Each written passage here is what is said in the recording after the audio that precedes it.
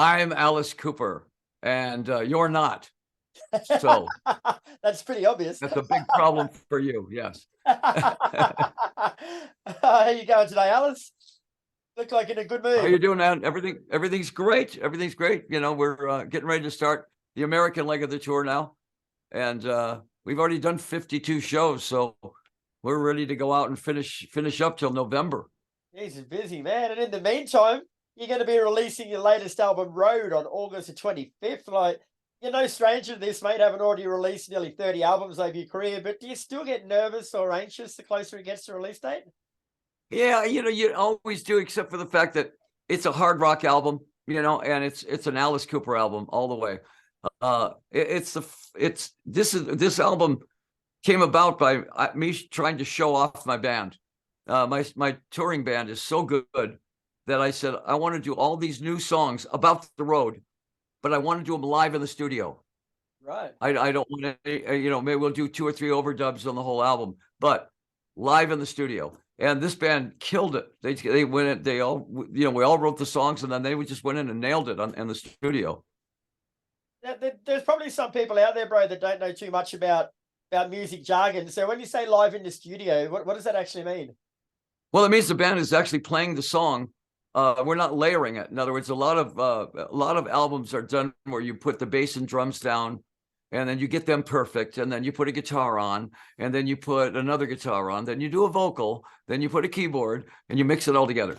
Right. With this, I wanted the band to play, all 5, 6 people in the studio, play that song. We just wrote that song, play it live, and I'm going to take the best cut.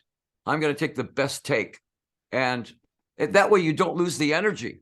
You can beat a song to death by just playing it over and over and over in the studio. This band is so good. They did everything in 2 or 3 takes, and what you're hearing on the album is you hear that live, you hear that energy, on each track. Right. And you say your touring band are great, man. I've seen you a number of times and then they're great, but do they actually contribute to the writing of the songs, or do you do that and then they come in and play on it? Generally, I write the songs with 1 or 2 writers, and Ezra and I write a lot together. But on this one, I said, I want you guys to all write something about the road, because that's where we live. Yeah. We live on the road, and there's so many aspects. There's funny things that happen. There's horrible things that happen. There's great things that happen. I said, find something about the road that either you hate or you love, or that's ironic or satirical. And then when you bring it in, Bob and I will do surgery on it and turn it into an Alice Cooper song. We'll learn it that way and then record it that way. Right. And do you think that worked a lot better this time around doing it that way? I think that you really get the advantage of hearing what a real band sounds like. Yeah. Instead of what I mean, I love perfect albums. Beatle albums are all perfect albums. Queen albums are perfect. There's so many bands that make absolutely perfect albums. I kind of like to hear a band that sounds like a band. Yeah. That sounds like they maybe go a little bit left here, they go a little bit right there, but the feel is great. And that's what you're looking for, is how good is the feel. Yeah. So we've established it as basically a rock album, which always comes from Alice Cooper, of course, but you've released the singles White Line, Frankenstein, and I'm Alice. So are they a good sonic representation of what to expect? Well, I exaggerate every character. So we wrote this White Line Frankenstein about, I have truck drivers and bus drivers that will do 3 months with my tour. And then they go right to another tour and do 3 months. And then they go right to another tour. And I'm going, this guy lives in this cab. This is his world. He's the Frankenstein. He's Godzilla. I own this world. So that's where, and it rhymed nice. White Line Frankenstein. Yeah. And because that's what this guy is. He owns this thing. Every single character that we're talking about on this album is an exaggerated version of something that's real. Yeah, right. Yep. Yeah, cool. And you also open the album with I'm Alice, and the first thing I thought of when I saw that was like, as if he has to introduce himself. Everyone knows who he is. Well, the thing is I think people by now understand that I play the character Alice. Yeah. You know, I am nothing like Alice. I sit and talk to everybody. I'm considered the nicest guy in the business. Alice is just not that. So Alice is up there bragging about himself. I said, I'm going to write a song where Alice brags about himself. Right. But that's not coming from me bragging about me. I'm talking about Alice. And he's this arrogant, condescending villain, talking about, yes, I'm this and I'm that and everything. And you have to remember also, there's a young audience out there that have no idea who Alice is. So I'm kind of bringing them up to date. Right. So along those lines, mate, like you say, it is an alter ego. Like when you sit down to write, do you have to put yourself in a different mindset to become that person? Yeah, because I really am usually writing for that character. Yeah. I'm usually not talking about my own personal emotions on this. I'm talking about how Alice feels about it. Now, the only song on that album that is a song that's a reality song would be Baby Please Don't Go, because everybody in every band has had that moment where they have to get up in the morning and they're saying goodbye to their wife or their lover, and they're going to be gone for 3 months. And he gets right to the door and she goes, baby, please don't go. And it just breaks your heart, because both of you have to go. Yeah. But there's that last plea of baby, please don't go, Yeah. and I wanted that to be a heartbreaker. And that's why that's the ballad on the album, You're gonna have to write a sequel to that one for when he gets home and she says, just piss off and go again, will you? Yeah, right. That probably does happen. She says, yeah, don't let the door hit you, okay? And as we mentioned before, mate, like you've done a lot of albums in your time. Like, do you think it becomes easier or harder to come up with new material the more you do? Well, I'm always going to do classic Alice albums, which is a thematic album that tells one big story, but every song tells a story of its own. And you put them all together and they tell the big story. I've done that since the very beginning. And I don't think I'll ever write, just for here's a single for Spotify, here's a single for this. I just can't do that. Same thing with Aerosmith, same thing with Guns N' Roses. These bands, they make albums because there's fans out there that want to hear new music. We're at this point, we're not doing it for the money. We made all our money back in the 70s and 80s and 90s, so now you're making an album for your fans. That actually sort of leads me on to another question I've got, mate. Like, you've made that many albums. You're probably one of the few artists who can never make an album again and still manage to have a full live set that people love. Like, why do you keep putting new music out when you don't really need to? I heard them ask the same thing to Bob Dylan. And Bob Dylan says, I write songs. He said, I record songs and I play songs for the audience. That's what I do. He does 200 shows a year, Bob Dylan.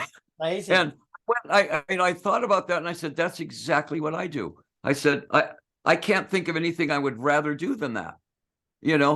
People say, well, why don't you retire? And I go, why? I'm at the top of my game right now. True. And the press release says that Road channels the spirit of old school Alice. Like, to you, what is the spirit of old school Alice? Well, every band, especially hard rock bands, guitar-driven hard rock bands, have a history of who they learned from. Of course, everybody learned from the Beatles. The Beatles were the core. They were the best songwriters. They were the best singers. We all go back to that when it comes to songwriting. But the bands that we grew up with the Yardbirds and the Who and the Kinks, bands like that. And it was more the electric guitar bands. The guitar players were the gunslingers, and the lead singer was this, you had to have a certain amount of, a strut in yourself, because we all looked at Mick Jagger and went, well, that's what we need to do right there. And we all did it a different way. We all created a different way. So when rock goes to punk and it goes to grunge then, and then it goes to emo, and then it goes to disco and hip hop, the one kind of music that never changes is guitar-driven hard rock. It goes right through the middle of everything. It never goes out of style. And it's because there's something about it that's sexual. There's something about it that's tribal. There's something about it that just angry. It's got an angry outlaw feel to it. Very cool. And your live shows too are legendary, mate. Like especially your set pieces. So over all the ones you've done over the years, which one's your favorite Of what of the set pieces that you do during your live shows? Oh man, there's so many things. I look back at some of the things that you did, and there, when you're Alice Cooper, there are a lot of Spinal Tap moments. Yeah, yeah, of things that you're sure is going to work. You're sure that's going to work, and it falls apart on stage. And then something that's an accident ends up being the audience reacts to the accident, and so you say, well, keeping that in then, So I mean, the hanging and the guillotine are so traditional with Alice, because Alice is a villain. He's Darth Vader. He's Dracula. In the end, you can't just let him go away. Every good movie, every good book you've ever read, every good play, the bad guy's got to get it in the end. Yeah. And so Alice, of course, has to get his head cut off. And then he comes back, school's out, white top hat and tails, reborn. He's not dead yet. Right. So there's a bit of a message in everything you do. Like they're not just stage shows for gimmicks for effect. There's actually a bit of a story in all of it. Oh, absolutely. Like Welcome to My Nightmare. It was about a little boy that couldn't wake up from his nightmare. And so when you say Welcome to My Nightmare, to me, I'm thinking a giant bed coming down off the stage and dancers coming from under the bed that are creatures and giant spiders climbing up. I mean, it's a nightmare. So give the audience the nightmare. To me, that's just natural. So now when we go out and do a tour, I think that people want to see the classic Alice bits.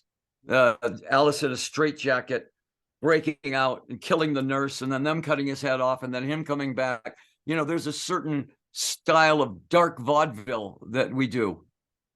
Yeah. You know what I love about it though, bro? Like you've done it so many times, but even talking to you now about it, like you still get excited. Like it'd be so get stale, but you're still excited. It's great. Well, here's something that I think a lot of people should know, is that when you go to the circus and you see the guy inside of the cage with 5 tigers and lions, and all he has is a chair. Yeah. At some point, that tiger could say, I had enough of that chair, and kill the guy, right? Sure. He's in danger. The guy in the tightrope up there without a net underneath. It could be that night where he falls. The blade that I use in the guillotine is a real blade. Wow. It's a 40-pound blade, and it misses me by this much every single night. So there is an element of real danger in what I do up there. And I want the audience to feel that this could be the night that actually does get his head cut off. God, it'd be a bittersweet way to go, wouldn't it? Well, it would be appropriate, I think. So speaking of live shows, mate, like is Australia in your near future plans? Oh yeah, Australia should be next summer. We're finishing up the American tour, and then we'll take this tour out all over the world next year. And probably the vampires that did Europe will come to the States. So, I mean, I kind of flip-flop them both. With the vampires, it's a little harder because Joe is with Aerosmith, and they're doing their final tour. Johnny's doing movies. He's directing, and he's in 2 movies coming up. And then I've got my tour. So we have to find a 3-month period where none of us are doing anything. And that might be a year and a half from now, but we have to look at that and say, okay, this is our period of time. And then we have to take advantage of that period, because right after that, we all go back to our other jobs. Yeah, true. All right, so I'm starting up a 3 new Spotify playlists for Heavy, mate, and you're going to be the very first person I ask this for, but I want 3 songs from you for each playlist. Can you give me one of your songs that'll get you ready for a night out, one of your songs that'll save your marriage after the night out, and one of your songs that'll end your marriage if you want out of it? Okay. I think the song that's going to get you ready is always going to be, well, Poison is going to be in there somewhere. I think Poison might be the one that gets you in trouble. The one that ends your marriage. Um, and I think maybe Billion Dollar Babies is the wake up song. Yep. And the one that gets you out of trouble is You and Me. You and me ain't no movie stars. What we are is what we are. You know, it's a pure love song to the girl. Fantastic, mate. That's a beautiful way to start it. So thanks very much for your time today, Alice. Always a pleasure speaking with you, mate. Road is out August 25th, and I was lucky enough to have a listen before I spoke with you. And as you say, it's classic Alice Cooper stuff. It's good tongue in cheek, good storyline, and great music, brother. So well done.